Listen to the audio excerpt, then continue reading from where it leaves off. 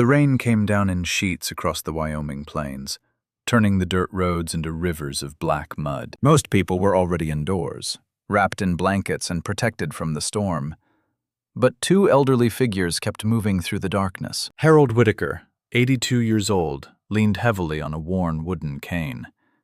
Every step looked painful. Beside him, his wife Mabel struggled to keep pace. Rain soaked through her coat and silver hair. Her hands shook from cold, exhaustion, and something far worse than either: fear. They'd walked nearly 4 miles, not because they were lost, because they had nowhere else to go. At the end of a lonely road stood Holloway Ranch. A single porch light glowed through the storm. Inside lived Ethan Holloway, a retired Navy SEAL who preferred the company of horses and silence to people. Most of the county knew him as a quiet man. Some knew he had spent years fighting America's enemies overseas. Almost nobody knew the loneliness he carried home. Beside him lived Ranger, a retired military German shepherd whose instincts had saved lives more than once. That night, Ranger suddenly lifted his head. The dog stared toward the gate. Then he stood. Ethan noticed immediately. Ranger never reacted without reason. When Ethan stepped onto the porch, he saw 2 figures standing in the rain. The old man removed his hat. "We don't want any trouble," he said softly. His voice trembled. "We were just wondering if we could sleep in your barn tonight." For a moment, Ethan said nothing. Then Ranger walked past him. The dog approached the elderly woman. Mabel froze. Ranger gently pressed his nose against her trembling hand. Then he sat beside her and refused to move. In that instant, Ethan understood something. These people were not running from the storm. They were running from someone. Less than 12 hours later, a violent man would arrive, demanding they be returned. Within 3 days, Ethan would uncover a nightmare hidden inside an ordinary family.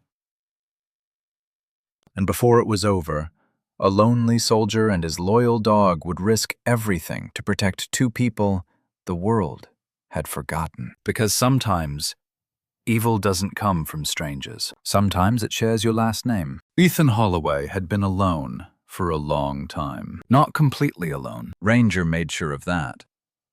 The German shepherd lay near the fireplace, while wind rattled the ranch house windows. Outside, the storm had swallowed the Wyoming countryside. The horses were secured in the barn. The generator had fuel.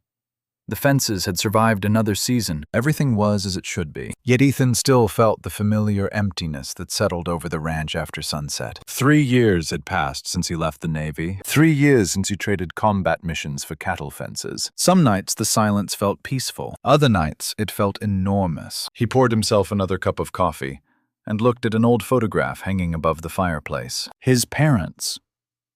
The ranch had belonged to them once. After their deaths, Ethan had inherited everything: the land, the house, and the loneliness. A sudden movement caught his attention. Ranger was standing. The dog's ears pointed toward the front gate. Every muscle in his body had gone alert. Ethan frowned.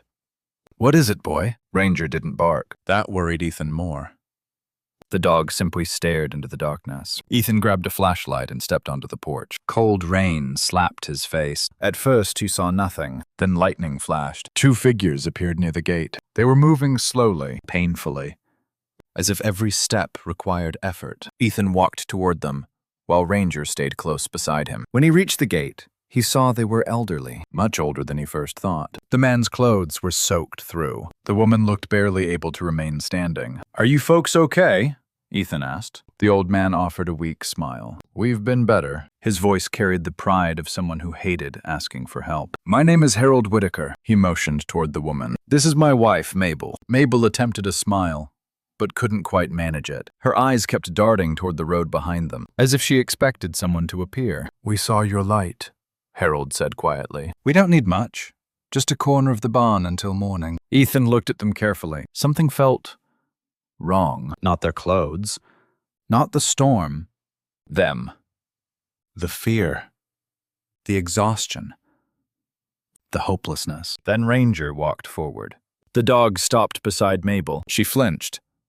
Ranger gently touched her hand with his nose. The old woman suddenly began to cry. Not loudly. just silent tears running down her face. The kind of tears people shed when they have been strong for far too long. Ethan felt something twist inside his chest. Without another word, he opened the gate. "You're not sleeping in the barn." Harold's face fell. "We don't want to be a burden." "You won't be." Ethan pointed toward the house. "You're coming inside." For the first time all night, Mabel looked directly at him, and in her eyes, Ethan saw something heartbreaking. Not relief, disbelief. As if kindness had become something she no longer expected from the world. And as the three of them walked toward the warm lights of the ranch house, none of them noticed the distant headlights that had just appeared on the road far behind them. The warmth of the ranch house should have brought comfort. Instead, Harold and Mabel Whitaker sat at Ethan's kitchen table like people waiting for bad news. Ethan placed steaming mugs of tea in front of them. Mabel wrapped both hands around hers, but her fingers continued trembling. Harold thanked him 3 times in less than a minute. Each apology, each thank you, each nervous glance toward the window. They all told Ethan the same thing. These people had been frightened for a very long time. Ranger lay beside Mabel's chair. The dog had positioned himself there the moment she sat down and had refused to move. Every few minutes he would glance up at her, as if checking whether she was still all right. Mabel quietly stroked his ears. For the first time all evening, her breathing seemed calmer. Outside, the storm continued hammering the ranch. Rain struck the windows. Wind rattled the porch. The old grandfather clock in the hallway ticked steadily. Then Ranger suddenly lifted his head. His ears went forward. His body became rigid. Ethan noticed immediately. So did Harold. The old man's face lost all color. "Oh no," he whispered. A moment later, headlights swept across the front windows. Mabel's teacup slipped from her hands. The cup shattered against the floor. "No," she gasped. "No, no, no!" The fear in her voice chilled Ethan more than the storm outside. The vehicle stopped in the driveway. A truck door slammed. Heavy footsteps approached the porch. Then came a pounding knock. Not the knock of a visitor. The knock of someone making a demand. Ranger stood. A low growl vibrated in his chest. Harold closed his eyes. For a brief moment, Ethan thought the old man might cry. Instead, he whispered something barely audible. "He found us." The pounding came again, harder this time. "Ethan," Harold said quietly, "you don't have to get involved." Ethan looked at him. The old man's shoulders were shaking. Mabel looked even worse. She was staring at the door, as if a monster stood on the other side. That alone told Ethan everything he needed to know. He walked toward the entrance. Ranger moved beside him. The dog never barked, never lunged, but his amber eyes were fixed on the door. "Ready." Ethan opened it.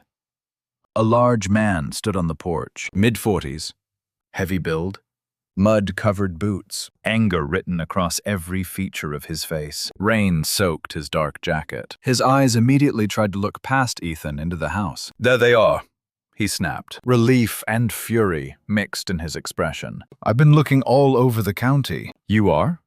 Ethan asked calmly. The man extended a hand. "Travis Granger." Ethan ignored the gesture. Travis lowered his hand. His irritation deepened. "My grandparents wandered off tonight." He forced a smile. "They're getting old.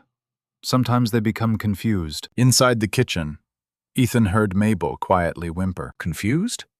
That wasn't fear. That was despair. "They need to come home," Travis continued. "Now." Ethan folded his arms. "They don't seem eager to leave." Travis laughed. A sharp, unpleasant sound. "That's because they don't understand what's best for them anymore." Harold slowly stood. His cane trembled in his hand. "We understand perfectly." Travis's smile disappeared. For the first time, Ethan saw something ugly flash behind the man's eyes. Something controlling. Something cruel. "Grandpa," Travis said, "we've discussed this." "No," Harold answered. "You talked." We listened. Silence filled the room. Mabel lowered her head. Her hands shook harder than before. Then she whispered something, so quietly, Ethan almost missed it. "He took everything." The room froze. Travis's head snapped toward her. The look he gave her made Ranger step forward immediately. A deep growl rolled from the dog's chest. Mabel flinched, not from Ranger, from Travis. And that was when Ethan understood. These people weren't lost. They weren't confused. They weren't wandering. They were escaping. Travis stared at the dog, then at Ethan. His jaw tightened. "Keep them tonight," he said coldly. But this isn't over. He stepped backward into the rain. You have no idea what you're getting involved in. The truck roared to life moments later. Its taillights vanished into the darkness. But long after the sound disappeared, nobody in the kitchen moved, because all four of them knew something. The storm outside was no longer the greatest danger facing Holloway Ranch. The real storm had just introduced itself. For several minutes after Travis left, nobody spoke. The ranch house felt strangely quiet, not peaceful, heavy. The kind of silence that follows a thunderclap. Rain still struck the windows, but the sound seemed distant now. Mabel sat frozen at the kitchen table, staring at the shattered pieces of her teacup. Harold slowly lowered himself into his chair. His shoulders sagged. For the first time since arriving, he looked every bit of his 82 years. Ethan swept up the broken cup and threw it away. When he returned, he found Ranger resting his head on Mabel's knee. The old woman had begun absent-mindedly stroking the dog's fur. Tiny tears slipped down her cheeks. She didn't seem to notice them. Ethan sat across from them. Tell me the truth. Neither of them answered immediately. Harold looked toward his wife. Mabel stared at the table. Fear still held them prisoner, even with Travis miles away. Finally, Ethan spoke again. You're safe here. Mabel laughed softly. It wasn't a happy laugh. It sounded broken. That's what we used to think about home. The words struck the room like a hammer. Harold closed his eyes. For several seconds, he seemed to be fighting a battle inside himself. Then he nodded. Maybe it's time. Mabel squeezed his hand. The old man took a slow breath and began. Travis wasn't always like this. Ethan listened quietly. After his divorce, he came to stay with us. Said he needed a fresh start. Harold's voice trembled. We wanted to help him. At first, things seemed normal. Travis repaired fences, helped around the property, paid bills, bought groceries. The perfect grandson. Then small changes began. He insisted on handling their mail, then their bank accounts, then their retirement deposits. He said we were forgetting things, Mabel whispered. We believed him. Her eyes filled with tears. When someone repeats a lie every day, eventually you begin wondering if it's true. Harold nodded. He took our debit cards, our checkbooks, our passwords, our phone. Ethan felt anger rising inside him, but the worst was still coming. Mabel suddenly rolled up her sleeve. Dark bruises covered her wrist. Older bruises faded yellow along her forearm. Ethan's jaw tightened. Ranger immediately sat upright. The dog stared at the marks. He did that?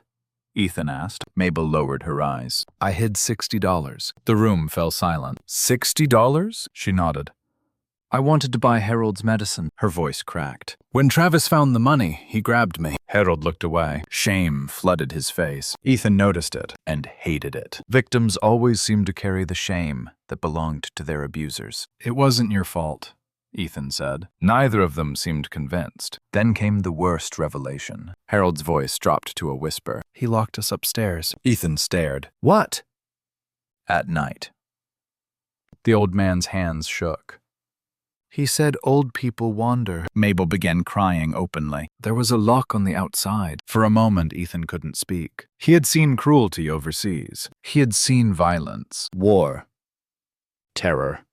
But there was something uniquely evil about a grandson imprisoning the people who raised him. Ranger moved closer to Mabel. The dog rested against her leg, as though sensing her pain. Ethan stood and walked to the fireplace. Above it hung a photograph of his parents, his mother smiling, his father laughing, gone for years now. A memory surfaced unexpectedly. His mother once telling him, one day you'll meet people who need protecting. When that day comes, don't look away. Ethan stared at the picture, then back at Harold and Mabel. Something inside him settled, a decision. He returned to the table. Travis said, I don't know what I'm getting involved in. Neither of them spoke. Ethan pulled out his phone. He's right. Harold looked confused. Ethan opened his contacts. But I'm about to find out. He selected a name. Nathan Briggs. Former military investigator. One of the best men Ethan had ever worked with. The phone rang twice. Then a gravelly voice answered. Ethan Holloway. Nathan sounded surprised. Haven't heard from you in months. Ethan looked at the frightened couple sitting across from him. I need help. Nathan immediately grew serious. What kind of help? Ethan glanced toward the dark window. Toward the road, where Travis had disappeared. Then he answered. The kind that uncovers buried secrets. And somewhere, Deep inside Holloway Ranch, the first cracks began forming in the prison Travis Granger had spent years building around his grandparents. Nathan Briggs arrived at Holloway Ranch shortly after sunrise. The storm had passed during the night, leaving behind a gray Wyoming morning and fields glittering with rainwater. A black pickup rolled into the driveway just after 7. Ranger noticed it first. The German shepherd lifted his head from beside Mabel's chair and watched calmly through the window. When Ethan opened the door, a broad-shouldered man stepped out. Nathan Briggs looked exactly as Ethan remembered. Mid-40s, close-cropped hair, weathered face, sharp eyes that missed very little. The eyes of a man who had spent 20 years uncovering lies. Nathan shook Ethan's hand. Then his attention shifted immediately toward Harold and Mabel. Years of investigative work had taught him how to read people. The fear in the couple's faces told him more than words ever could. Inside the kitchen, Ethan explained everything. Nathan listened without interrupting. He asked questions. Precise questions. Dates. Names. Bank accounts. Property records. Every answer seemed to darken his expression. Finally, he leaned back in his chair. Your grandson didn't suddenly become abusive. Harold looked confused. What do you mean? Nathan folded his arms. I mean, this has been planned for years. The room fell silent. Mabel gripped her coffee mug. Nathan continued. People like Travis don't wake up one morning and steal an entire life. He tapped the table. They prepare. The truth of those words settled heavily over the room. For years. Years. The realization visibly hurt Harold. The old man stared at the floor. I should have seen it. No, Nathan said firmly. You trusted family. Harold's eyes filled with tears, and for the first time, someone removed a piece of the guilt he had been carrying. Nathan pulled out a notebook. Now tell me everything about your property. The conversation lasted nearly 2 hours. Acres. Boundaries. Inheritance documents. Retirement accounts. Farm equipment. Savings.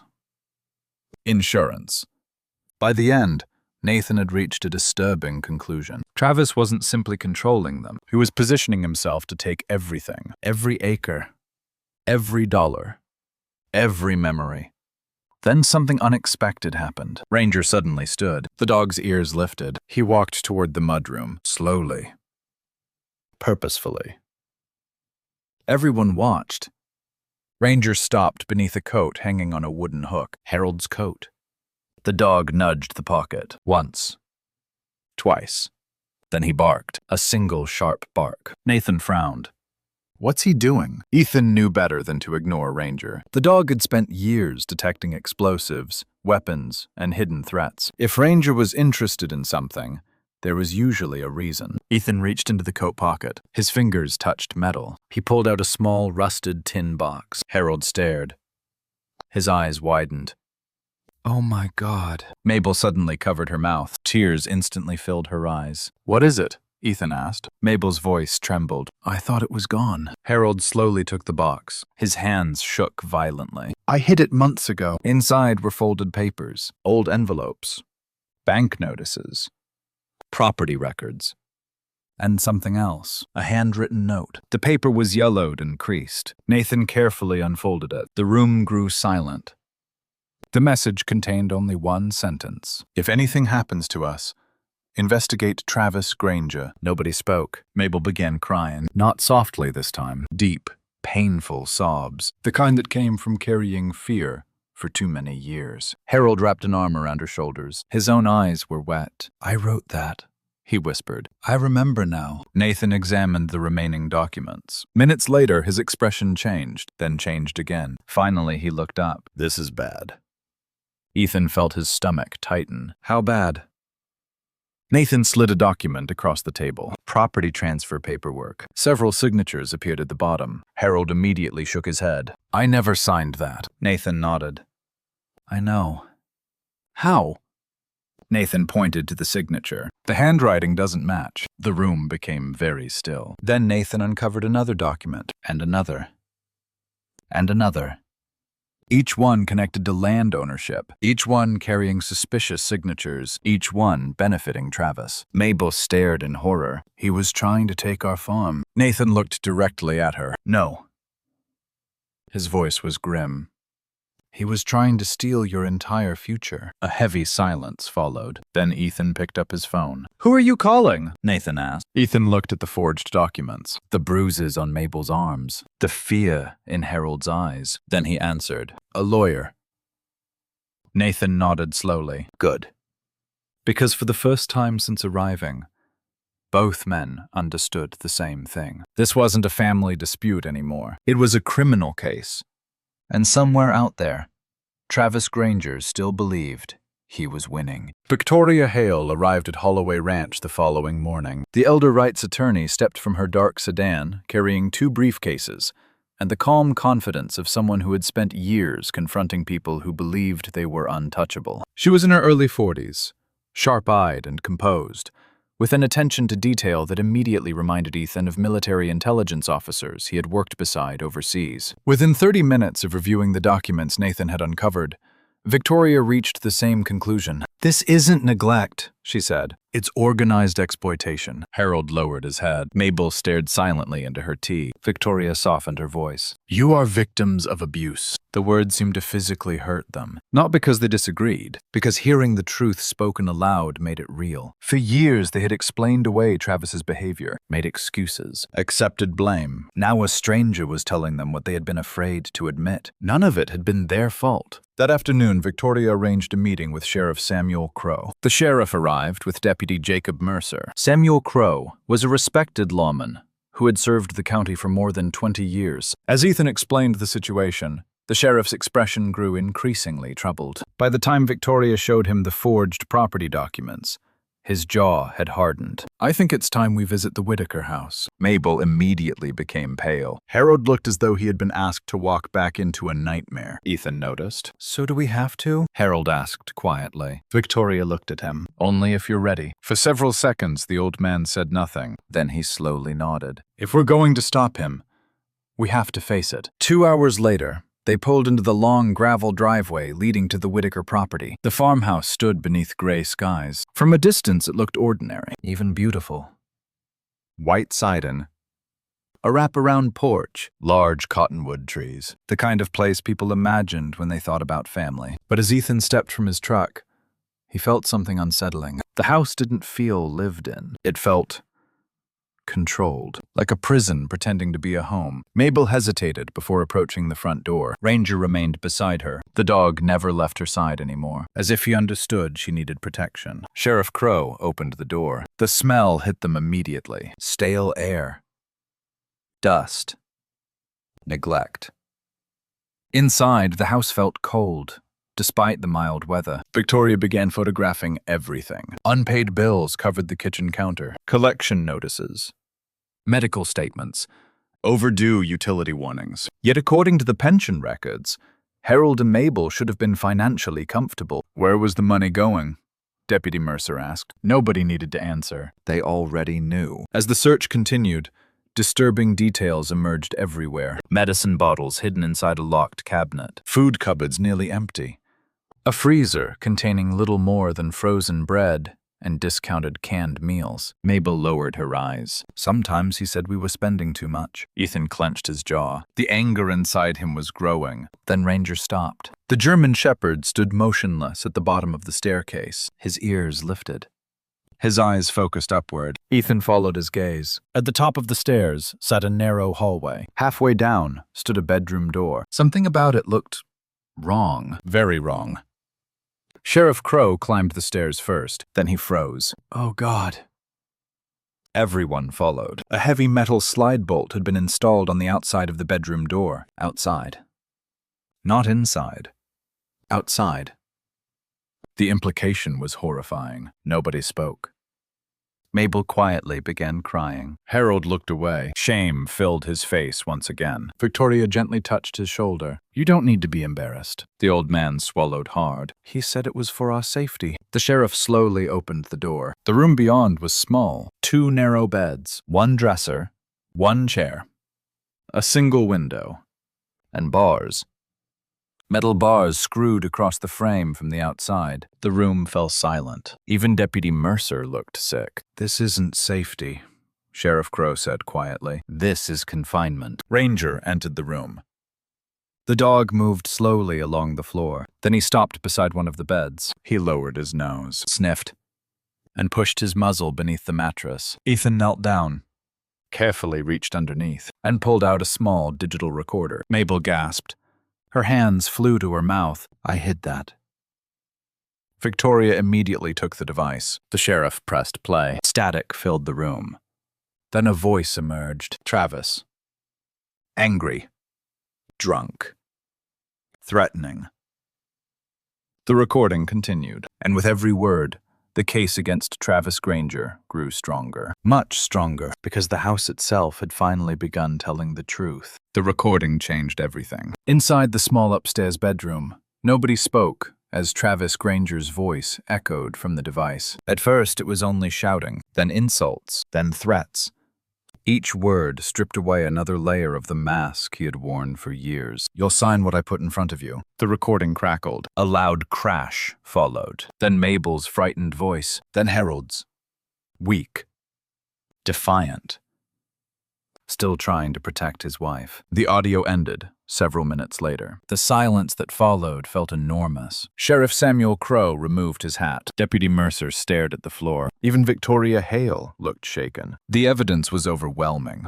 Financial exploitation, elder abuse, unlawful confinement. The list continued growing. For the first time since arriving at Holloway Ranch, Harold seemed hopeful, not happy. Not yet, but hopeful. Someone finally believed them. Someone finally knew the truth. That evening, they returned to Holloway Ranch. The drive back felt different. The fear was still there, but something else had appeared beside it. Hope. A fragile hope. The kind that arrives after years of darkness. Mabel sat quietly beside Ranger in the back seat. One hand rested on the dog's neck the entire ride home. The German Shepherd seemed content simply being near her, as if protecting her had become his new mission. Back at the ranch, Ethan helped Harold inside. The old man moved slowly. Exhaustion showed in every step. Before entering the house, Harold paused. He looked toward the sunset, stretching across the Wyoming plains. "I forgot what freedom felt like." The words struck Ethan hard. Nobody should have to remember freedom. It should never be taken away. That night, they shared dinner around the kitchen table. For the first time, Mabel laughed at one of Ethan's jokes. The sound surprised everyone, including her. For a brief moment, the darkness seemed farther away. Then Ranger growled, a low sound, barely audible, but Ethan noticed immediately. The dog was staring through the window, toward the barn. Ethan stepped outside. The evening air felt cold. The ranch appeared peaceful. Nothing moved. Nothing seemed wrong. Yet Ranger remained tense. Hours later, Ethan discovered why. The following morning, he found fresh tire tracks near the back pasture. The tracks hadn't been there the day before. Someone had entered the property during the night. Someone who had no reason to be there. Nathan arrived shortly after sunrise. After examining the tracks, he frowned. Somebody's watching. Ethan had already reached the same conclusion. The investigation was making Travis nervous. Nervous people made mistakes. Dangerous people made threats. The first threat arrived that afternoon. Deputy Mercer called. Someone had vandalized Harold and Mabel's mailbox. Nothing major. Just a warning. But everyone understood the message. The second threat arrived 2 days later. A ranch hand from a neighboring property reported seeing Travis drinking heavily in town. Witnesses claimed he was furious, talking about lawyers, talking about money, talking about revenge. Then came the third threat. The one nobody could ignore. Just before sunset, Ethan walked the perimeter fence with Ranger. The German Shepherd suddenly stopped. His ears lifted. A growl rolled from his chest. Ethan followed his gaze. The fence had been cut cleanly, deliberately. Not weather damage, not an accident. Sabotage. Someone had opened a gap large enough for the horses to escape. Ethan immediately repaired it.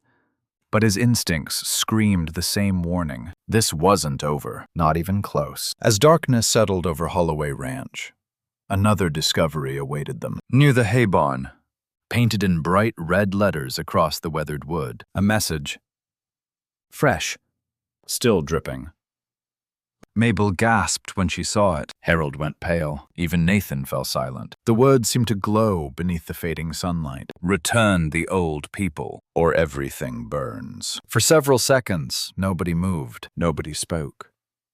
Then Mabel suddenly broke down. Years of fear. Years of humiliation, years of helplessness. Everything finally spilled out. She collapsed into tears. Harold wrapped his arms around her, but he was crying too. Ethan looked at the threat, then at the terrified couple, then at Ranger. The German shepherd stood motionless, watching the darkness beyond the fence line, watching for danger. Ethan placed a hand on Harold's shoulder. His voice remained calm, steady, certain. The fear ends here. Harold looked up. Tears filled his eyes. Ethan continued. Nobody is taking you back. Mabel slowly raised her head. And if he comes here? Ethan glanced toward the fading horizon, toward the shadows gathering beyond the ranch. Then he answered. Then he'll discover this isn't your prison anymore. Behind him, Ranger stood, silent, alert, waiting. And somewhere in the darkness beyond Holloway Ranch, Travis Granger was preparing his next move, one that would be far more dangerous than threats painted on a barn wall. The attack came 3 nights later, not during a storm, not under cover of rain, but beneath a cold, moonless sky where every shadow seemed alive. Ethan hadn't slept. Neither had Ranger. The threat painted on the barn remained fresh in everyone's memory. Return the old people, or everything burns. Most people would have dismissed it as intimidation. Ethan knew better. Men like Travis Granger didn't make threats to express anger. They made threats to announce intentions. That evening, Ethan had quietly prepared. He installed trail cameras along the fence line. Nathan helped position motion sensors near the barns. Victoria had already forwarded copies of the threat to Sheriff Crow. The horses had been moved closer to the main house. Nothing about Holloway Ranch looked different, but Ethan was ready, at least as ready as a man could be. Inside the ranch house, Harold and Mabel sat near the fireplace. Mabel was knitting, or at least trying to. Her hands shook too much to finish a single row. Harold stared into the flames, lost in thought. Across the room, Ranger suddenly lifted his head. Instantly, every muscle tightened. Ethan saw it. The same reaction the dog had shown the night Harold and Mabel first arrived. Danger. Real danger. Ranger stood. A low growl emerged from deep inside his chest. Then came the sound. Metal scraping wire. Faint. Almost impossible to hear, but Ethan heard it, and Ranger had heard it first. Ethan immediately switched off the living room lights. Darkness filled the ranch house. Harold looked up. What is it? Ethan moved toward the window. Stay here. Outside, movement appeared near the rear pasture. 3 figures, moving carefully through the darkness. One of them was instantly recognizable, even at a distance. Travis. The other 2 men stayed close behind him. One carried something bulky. The shape became clear as they approached. A red fuel can. Ethan felt his stomach harden. Not fear. Certainty. They weren't there to threaten anyone. They were there to burn the ranch. Inside the house, Mabel covered her mouth. Oh, God. Harold slowly stood. His face had gone pale. They'll kill us. No. Ethan's voice remained calm. They won't. He turned toward Nathan. Call Crow. Nathan immediately grabbed his phone. Ethan clipped a flashlight to his belt. Ranger moved beside him. Ready. Focused. Waiting. The old partnership returned without a single command. Soldier and dog, just like before. Outside, Travis and the 2 men reached the hay barn. The taller man unscrewed the fuel can. Gasoline splashed onto dry wood. Another man pulled a lighter from his pocket. The flame flickered, small, deadly. Then a voice emerged from the darkness. Bad idea. All 3 men froze. Ethan stepped forward. Moonlight caught his face. Travis cursed. For a moment, genuine surprise appeared in his eyes. Then anger replaced it. You should have stayed out of this. Ethan kept walking, slowly, deliberately. You should have stayed away from my ranch. The taller man tightened his grip on the fuel can. The younger one looked nervous, very nervous.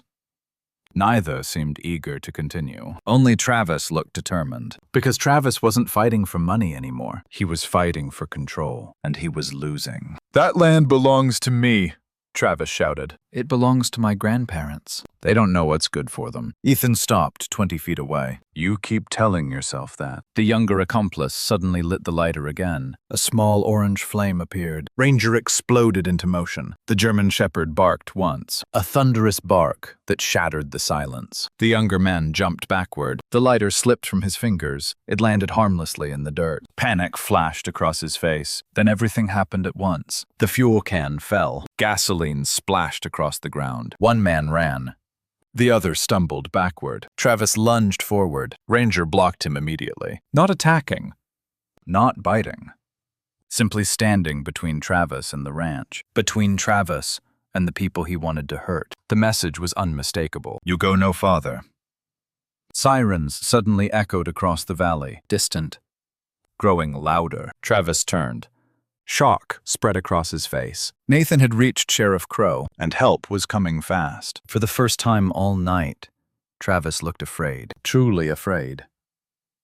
Because the fire he planned to start was no longer under his control, and the trap he set for others was beginning to close around him instead. The sirens grew louder. Red and blue lights flickered against the distant hills. For most people, that sound would have brought relief. For Travis Granger, it brought panic. His eyes darted toward the road, then toward the dark fields, then toward Ethan. He was calculating, looking for a way out, a way to escape consequences the same way he had escaped them for years. One of his accomplices was already running. The younger man disappeared through the broken fence and vanished into the darkness. The second man stood frozen beside the spilled gasoline. His courage had evaporated the moment police became real. Only Travis remained, angry, cornered, desperate.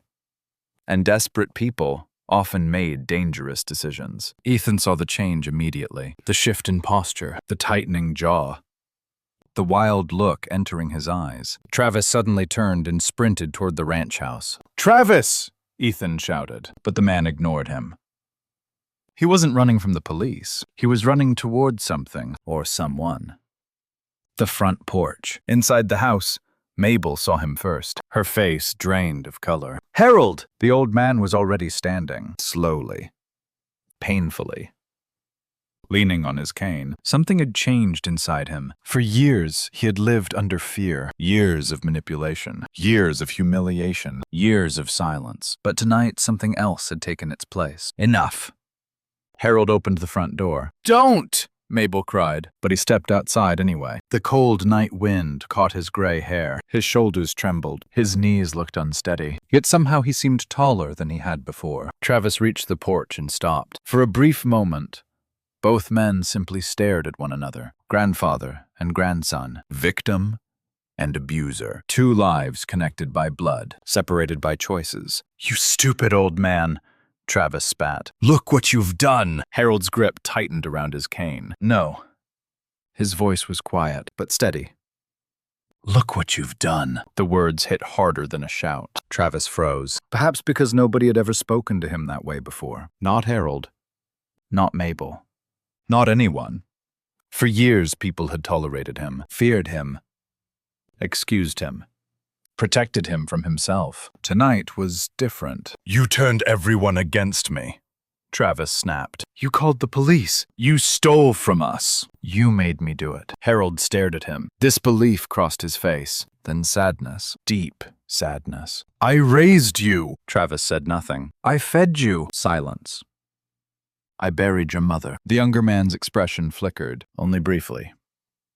Then the anger returned, stronger than before. Harold continued. "When everyone else left, we stayed." Mabel stepped onto the porch behind him. Tears streamed down her face. "We loved you," she whispered. The words seemed to strike Travis harder than accusations. For a split second, Ethan thought he saw guilt, real guilt.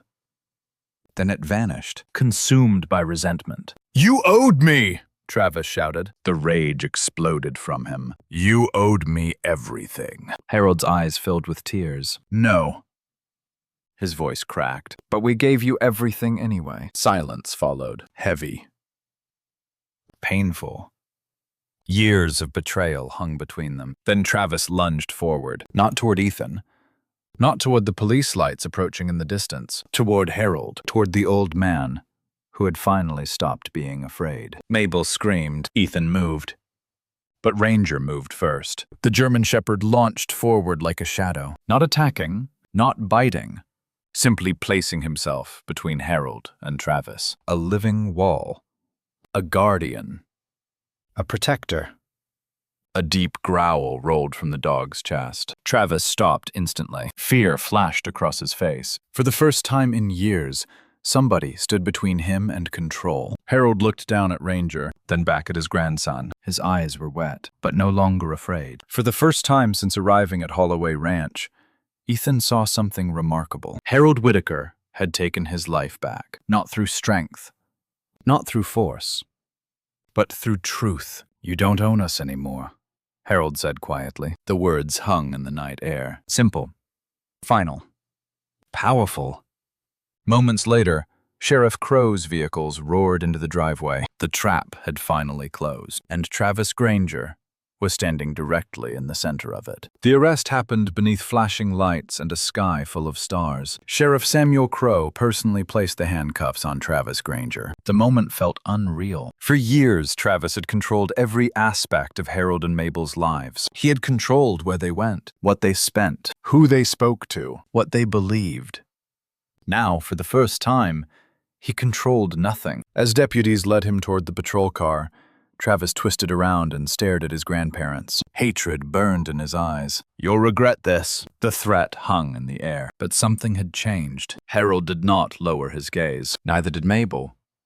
For years, those words would have terrified them. Tonight, they simply sounded small. The patrol car door slammed shut. And with that sound, a chapter of fear finally began to close. But the real battle was still ahead, because justice wasn't won on a ranch. Justice had to survive a courtroom. The weeks that followed were difficult. Victoria Hale worked tirelessly. Nathan Briggs dug deeper into financial records. Sheriff Crow gathered witness statements, and Ethan remained at Harold and Mabel's side every step of the way. The evidence continued growing. Forged signatures, fraudulent transfers, bank withdrawals, property documents, the hidden recording, photographs of the locked bedroom, medical records documenting abuse, the attempted arson at Holloway Ranch. Every day seemed to uncover something new, something worse.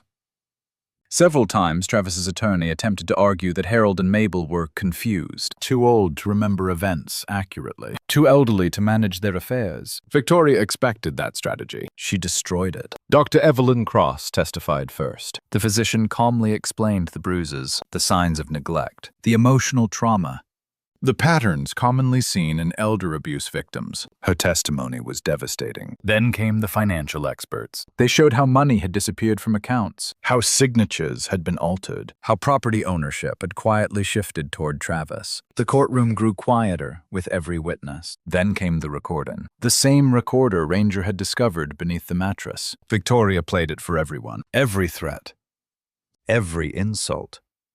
Every attempt to control two elderly people who had done nothing but love their grandson. The recording echoed through the courtroom. Nobody spoke.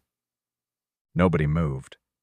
Even the judge appeared shaken. Harold reached for Mabel's hand. She squeezed his tightly. For years they had suffered in silence. Now the truth was finally being heard. When Travis took the stand, he looked different, smaller, weaker, less certain. Gone was the confident man who had terrorized his grandparents. Gone was the bully. Now there was only a desperate man running out of excuses. "I was helping them," he insisted. "They needed me." Victoria stood, calm, focused, relentless. She approached slowly. "If you were helping them," she asked, "why lock them in a bedroom?" Travis hesitated. No answer. "If you were helping them, why forge their signatures?" Silence. "If you were helping them, why threaten them?" No answer again. The courtroom seemed to grow heavier with every unanswered question. Then Victoria delivered the final blow. "If you were helping them," she paused, "why did you try to burn down the home protecting them?" The question hung in the air. Travis lowered his head. For the first time, he had nothing left to say. Judge Rebecca Thornton delivered her ruling 3 days later. The courtroom was packed. Neighbors attended. Reporters attended. Even people who barely knew Harold and Mabel came to show support. Everyone stood as the judge entered. Then came the decision. Every forged transfer was voided. Every stolen property claim was reversed. Full ownership of the Whitaker estate immediately returned to Harold and Mabel. The courtroom erupted with emotion. Mabel began crying. Harold covered his face with both hands. Years of fear. Years of shame. Years of helplessness. Finally ending. But Judge Thornton wasn't finished. Travis Granger was convicted on multiple charges. Elder abuse. Financial exploitation. 4. Coercion. Attempted arson. The sentence was severe and deserved. As deputies led him away, Travis looked back one final time. This time there was no anger, no confidence, only defeat. Harold watched him leave. A tear rolled down his cheek. Not because he pitied Travis, because he mourned the grandson he thought he once knew. Outside the courthouse, reporters gathered. Questions flew from every direction. Harold ignored them all. Instead, he turned toward Ethan, toward the man who had opened a door on a rainy night, toward the man who believed them when nobody else had. Harold's voice trembled. "You saved our lives." Ethan shook his head. "No." He glanced toward Ranger. The German shepherd sat proudly beside them. "You saved your own." But deep down, all of them knew the truth. The fight was finally over. And for the first time in years, the future belonged to Harold and Mabel again. Spring arrived slowly across Wyoming. The snow disappeared from the hills, one patch at a time. The frozen ground softened. Wildflowers pushed through the soil. And little by little, life returned to Holloway Ranch. For Harold and Mabel Whitaker, healing arrived just as slowly. Some wounds were invisible. Some scars took longer to fade. The court had returned their home. The law had punished Travis. The danger was gone. Yet neither of them rushed back to the Whitaker estate. The house was theirs again, but the memories inside it still hurt. Every room carried echoes. Every hallway reminded them of fear. Every door reminded them of locks. So they stayed at Holloway Ranch, at least for a while. And somehow, without anyone planning it, the ranch began to change. Mabel was the first to reclaim a piece of herself. One morning, Ethan stepped onto the porch and discovered her kneeling beside the front steps. She was planting flowers, small yellow marigolds, the same kind she had grown decades earlier. For a long moment, Ethan simply watched. The woman who had arrived terrified and broken was now creating something beautiful. Mabel noticed him smiling. "I figured this porch looked lonely." Ethan laughed. It learned that from the owner. For the first time, Mabel's laughter came easily. Not forced, not nervous, real. A sound that seemed to brighten the entire ranch. By summer, flower beds surrounded the house. Color appeared everywhere. Yellow, purple, blue, white. Life replacing pain. Hope replacing fear. Harold healed differently. He preferred work. Each morning he joined Ethan outside, repairing fences, painting old boards, fixing gates. His body remained fragile, but his spirit grew stronger every day. One afternoon, Ethan found him standing beside the repaired pasture fence. Harold rested both hands on the rail, looking across the land. Quiet. Thoughtful. "You know what I miss most?" he asked. Ethan shook his head. "What?" "Feeling useful." The answer broke Ethan's heart. Because nobody should spend the final years of life believing they are a burden. "You are useful," Ethan said. Harold smiled. "No." He looked across the fields. "I am needed." The distinction mattered, and both men understood why. Ranger remained at the center of everything. The German shepherd had become a local legend. Neighbors visited just to meet him. Children brought treats. Retired veterans stopped by to shake Ethan's hand and scratch Ranger behind the ears. Mabel baked special biscuits exclusively for him. Though Ethan often suspected Ranger received more biscuits than anyone else on the ranch, the dog accepted this arrangement without apology. One afternoon, Victoria Hale arrived with final paperwork. As she walked across the yard, Ranger stole a biscuit directly from her hand. The attorney stared in disbelief. "Did your dog just rob me?" "He did." "And you're not going to stop him?" Ethan shrugged. "He has a strong legal team." For several seconds, nobody moved. Then everyone laughed, even Victoria. The sound echoed across the ranch, a sound unimaginable only months earlier. As word spread about what happened to Harold and Mabel, something unexpected occurred. Other people began arriving, not for shelter, for help. An elderly widow worried about her finances, a retired teacher being pressured by distant relatives, a veteran struggling with loneliness, people who needed advice, people who needed support, people who needed someone to listen. Ethan never intended to create anything. Yet every Thursday afternoon, neighbors gathered on the porch. Coffee was poured, stories were shared, problems were discussed. Sometimes legal help was arranged. Sometimes friendships formed. Sometimes people simply discovered they weren't alone. The ranch slowly became something larger than a home. It became a refuge. Late one evening, months after the trial, Harold stood beside Ethan, near the western fence. The sun was setting. Golden light covered the fields. Mabel worked among her flowers. Ranger trotted nearby, proudly supervising everyone. For a while, neither man spoke. Then Harold broke the silence. When we walked up that road in the rain, his voice softened. I thought our lives were over. Ethan looked toward the distant gate, the same gate where everything had begun. They weren't over. Harold smiled. No.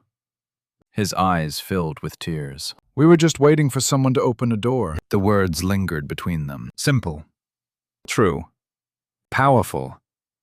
Ethan felt something shift inside himself. For years, he had believed he was surviving, living quietly, existing. But somewhere along the way, Harold and Mabel had rescued something inside him, too. A purpose. A family. A reason to keep opening the door. That night, they ate dinner together with the windows open. Fresh bread filled the kitchen. Laughter drifted through the house. Mabel's flowers swayed outside beneath the stars. Harold's cane rested against the wall. No longer a symbol of weakness, just a tool.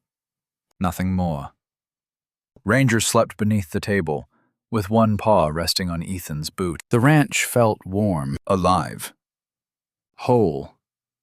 Later, as darkness settled across the Wyoming plains, Mabel stepped onto the porch. She looked down the long road that had once carried her through fear and despair. Now it lay peaceful beneath the moonlight. Ethan joined her. For several moments, neither spoke. Then Mabel smiled. I used to think rescue meant someone carrying you away. Ethan looked at her. What do you think now? A tear slipped down her cheek, but it was a happy tear. Sometimes rescue is much smaller than that. She glanced toward the glowing windows of the ranch house, toward Harold, toward Ranger, toward the life they had rebuilt. Then she whispered, sometimes rescue is simply finding a door that's still willing to open. Across the yard, Ranger lifted his head, as if he understood every word. And beneath a sky full of stars, on a ranch once occupied by a lonely soldier and his faithful dog, 4 souls discovered what had been missing all along. Not wealth, not property, not victory,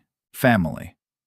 And sometimes, family is not the people who share your blood. Sometimes it is the people who stand beside you when the storm arrives.